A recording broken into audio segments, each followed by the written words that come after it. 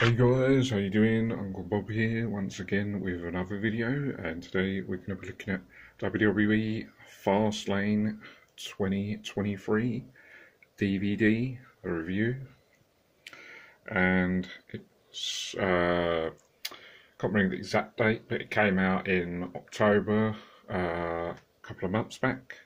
Didn't see it live, only saw it once since it came out on DVD. And I'm not sure if it's been out a month or not very long, because Crown Jewel is out or coming out soon is the next one after this. But anyway, yeah, so watched it once so far, and here's going to be my review on it.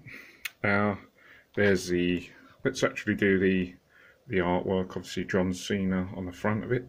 Now, I'm just trying to recall, because Fastlane, they had that back a while ago. I'm not sure if they just brought it back or if it came back. It's hard to keep track sometimes, because some of the events are obviously still going, like annually. SummerSlam, Survivor Series, Royal Rumble, WrestleMania is always going.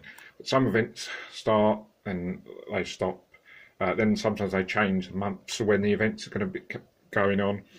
Then some events that finished years ago, they bring them back, and it's sort of all, yeah. And then NXT has some of old WWE events, and then it has even some old events that WCW used to do, like Great American Bash and Bash at the Beach. I mean, they just change some stuff so many times.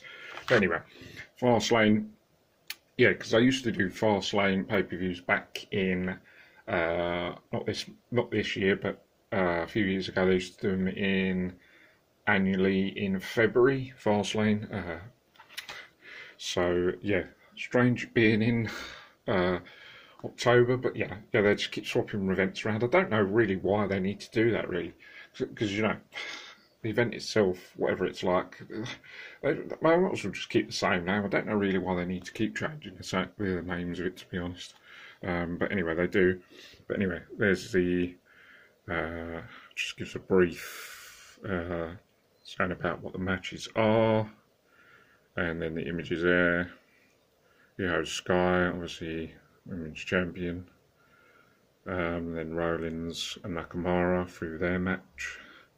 LA Knight and Cena for their tag match. And Carlito there obviously came back. Part-time or full-time, and then obviously Rhodes and Jey Uso, and then you've got Zelina,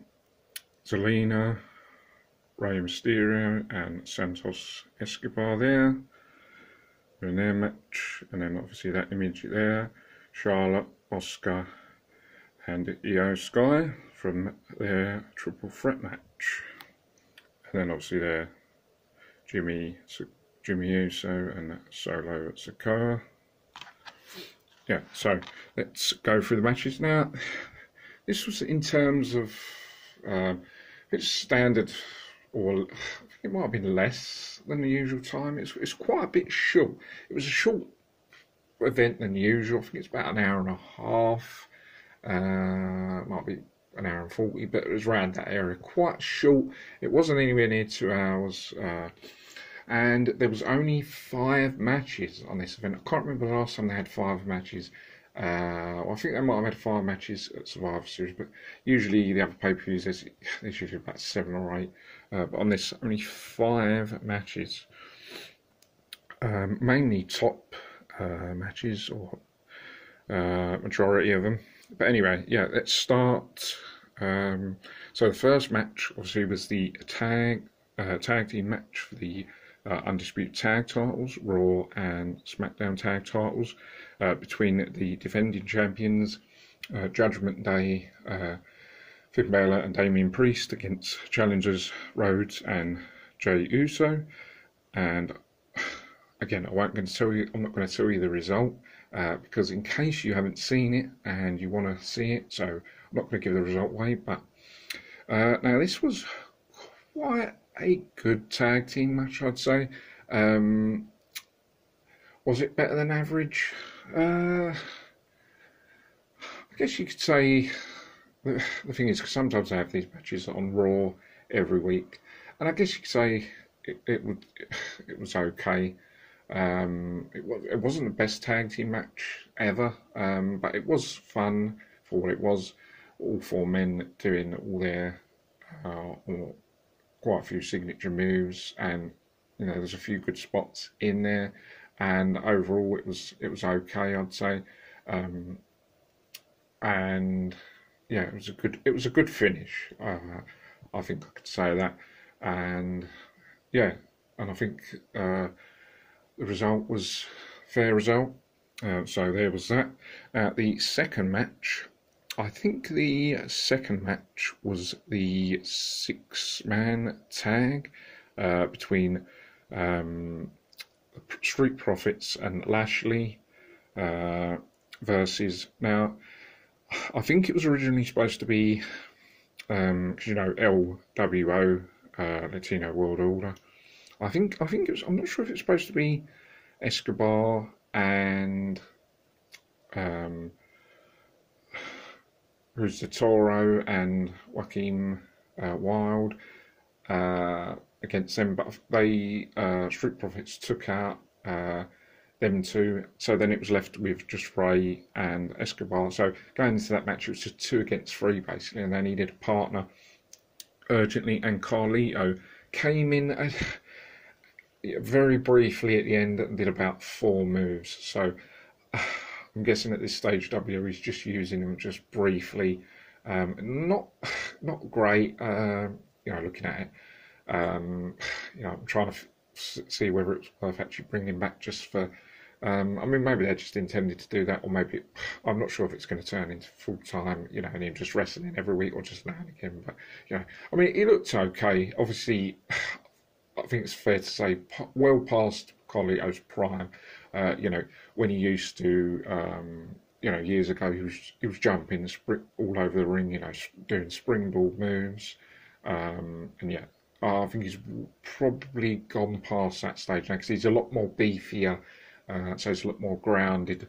But still, it's still pretty good. It was good when he came back. I think he came back, I don't know if it was early in the year or last year, but he came back at Royal Rumble. I don't think that was this year. I think that was last year. But he came back once already. He then came back again, and that was quite good. It was good getting him back because you get the memories of. Because I've always watched wrestling, and getting Carlito back was good, and he did get a really good reaction. Now the 6-man tag itself wasn't. I must admit, it was rushed. It wasn't that great. There was a few good moments and good few spots, and good when Carlito came back. Although he didn't do much, it was good when he came back, and it was a fair result and a good finish. But the tag team match was so. Wasn't that great. Now let's go on to the third match. I think the third match, I can't remember. I'm not sure if it's Cena's match or the women's match. Let's just do the women's match anyway. But it was a triple threat between Charlotte, Asuka, and defending champion Io Sky. And now it's fair to say that this was actually a pretty good women's match, I have to say. It had a good time. They had a lot of time to work with, each woman doing all their signature moves, and there was a lot of near falls where you thought Asuka or Charlotte was going to win the title. There was a lot of good spots, a lot of good manoeuvres executed. There was a few moments of awkwardness I felt, where they sort of didn't know what they were going to do next, and they were sort of like, jockeying for position. Some of the stuff that they did do when they was working together looked quite good, but I think there was a few moments where they were sort of, I don't know whether it was out of position or that just seemed to me that they was not knowing what they was doing or trying to think what they were going to do next. But yeah, but regardless of that, it was still pretty good and quite a good match. One of the best matches of the night, I think. Now, let's go on to the tag team match between returning Cena, the legend Cena, and LA Knight against the Bloodline, Sikoa and Jimmy. And to be honest, it could have been better. It wasn't the best tag team match, I must admit, but it was okay. and there was a few good spots here and there, but it wasn't that great. They tried to make LA Knight look the star then, but he wasn't really in the match much. Cena started for quite a while when he was in the match, and then LA Knight came in for a hot tag, so it wasn't the greatest tag team match you'd ever seen, but there was a few good spots and a good finish, or at least the right result anyway. But it was all right. I think the tag team match between Rhodes and Nuso against Judgment Day was better, and this match wasn't that great. So I think so far, I'd say the tag titles and the women's match were the best matches so far, and then the other two tag matches weren't that great. So now going into the main event for the World Heavyweight title on Raw, between the defending champion Rollins against challenger Nakamura. Now, I really do like Nakamura, and I feel, that he's just been fantastic ever since he came into WWE, and I do feel that he deserves, or should have been, world champion by now. I really don't understand why they not made him champion. He's only ever been Intercontinental champion and US champion. Has never been world champion. I feel it's not right, to be honest. I feel he's worked so hard and always delivers on every match that he's ever been in. And as far as I'm concerned, he should be world champion. And it's probably not going to happen, which is quite sad, to be honest, because he's just, I really like him, and I just think he's fantastic in the ring, convincing. Everything he does is always in the right position, and everything looks always convincing. And yeah, I think he's just great, just a fantastic star. And since he's turned heel again, he's just been fantastic, really, really good. So really disappointing that he hasn't been world champion. Now, the match itself was actually quite good. There was a lot of good moments, and there was a few times where you actually genuinely thought that Nakamura was going to win. He had Seth Rollins beat, and if they were going to decide to make Nakamura as champion in that match, it would have happened. But for some reason, they just don't want Nakamura to be the champion, or whether it's going to happen at a later stage. But I mean, they can't leave it much later, because he's not a young man, Nakamura. He's like 40, I don't know, 40 odd. He's not young like a lot of the other guys.